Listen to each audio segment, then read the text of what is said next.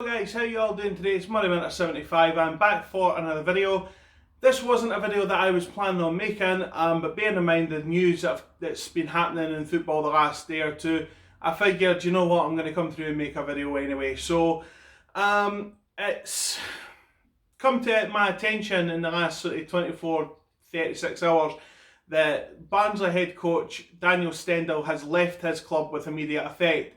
And obviously now Paul Heckingbottom, who is the current Hibs manager, is one of the candidates to replace him at Oakwell.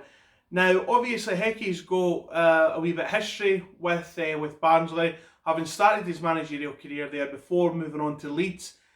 Obviously, him moving on to Leeds was a wee bit of a, how could I say this without being too nasty? It was a disaster. It was a disaster for him. Obviously, he didn't last very long on the job. But at the time, that was obviously what was happening with Leeds. You know, they were hiring and firing managers as quick as possible. So, obviously, when he came up to Hibs, there was a wee bit of caution, I think that's fair to say for a lot of people. Yeah, he had a good end to the season. He had a good 6 months of the season last season, where obviously he got victories over Hearts. He done well to get Hibs into the top 6. Drew with Rangers at Easter Road. You know, so the signs were there that potentially, you know, we could have a positive season, but he's obviously lost out on a few players, Stefan Amionga being one of them, Mark McNulty being the other one. The players who he's brought in at Hibs this season haven't been great, I think that's fair to say. Although they've shown flashes of what they can do. You know, I'm impressed with the right back, that Tom James. I like Adam Jackson as the centre half as well. Obviously, I like Josh Vela as well, it has to be said. But, you know, it's fair to say that the players haven't exactly hit the ground running. And unfortunately, these players now are incurring the wrath of the supporters, especially the big striker, that Doige. I mean, is it deserved? Well, as a striker, he probably should be putting the chances in front of him away. I understand that, you know, if you're a striker, you know, your hold-up play and everything like that is as good as scoring a goal, but equally when you've got chances in front of you, you have to finish them. When I heard that obviously Heckingbottom was due to potentially, you know, take over at Barnsley, my first instinct was, well, that's brilliant. You know, I'm not going to say that I don't like seeing Hibs managers, when they're doing well, walking away from the club. If they're not doing well, then away you go, sort of thing. And unfortunately, Heckingbottom isn't doing well just now. It is fair to say. Yeah, you can argue and say we're in the semi-finals of the League Cup. You know, we've had a good couple of results in the last 2 or 3 matches, but it's not the point. The football that we're playing just now is not good enough. The attitude, I think, of the players just now isn't really that great either. You know, you look at players like Glenn Middleton, who I'll get to in a minute. To me, his attitude stinks.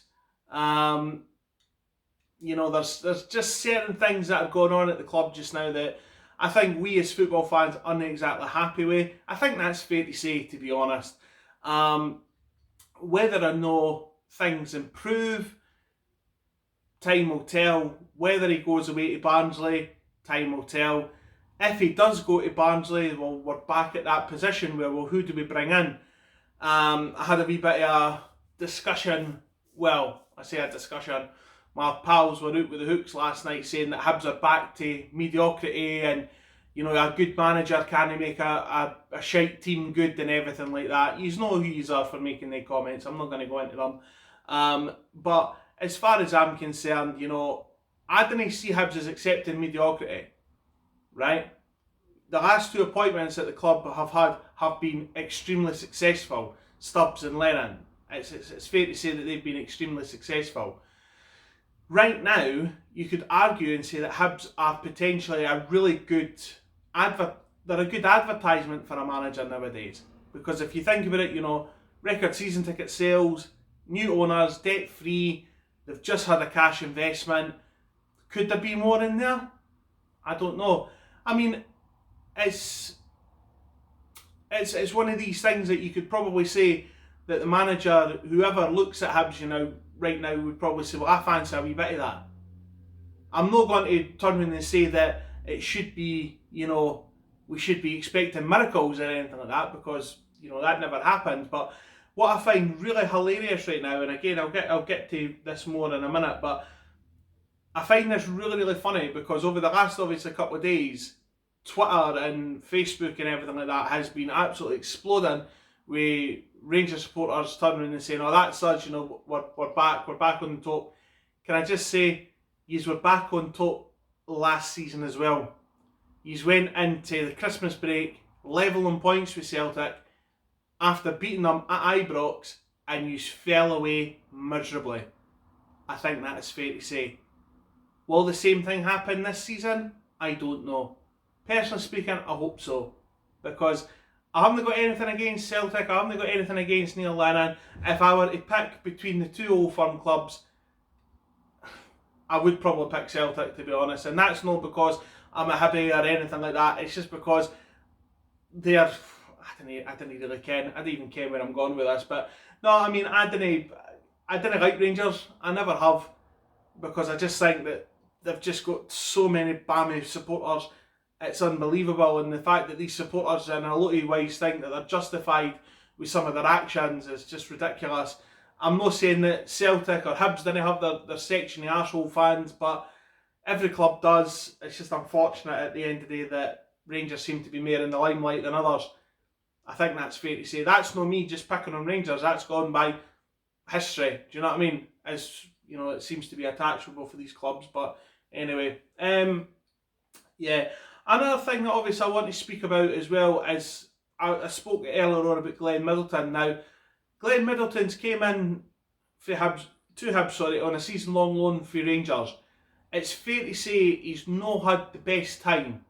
Now, whether that is due to the fact that he's not doing things on the training ground, or Heckingbottom doesn't fancy him, or it's his attitude or whatever, it's fair to say it's not been working for him. But now, obviously, if you look at the things that are obviously happening, again on Twitter, on Facebook, everything like that, every mention of Hibs on his social media has now disappeared.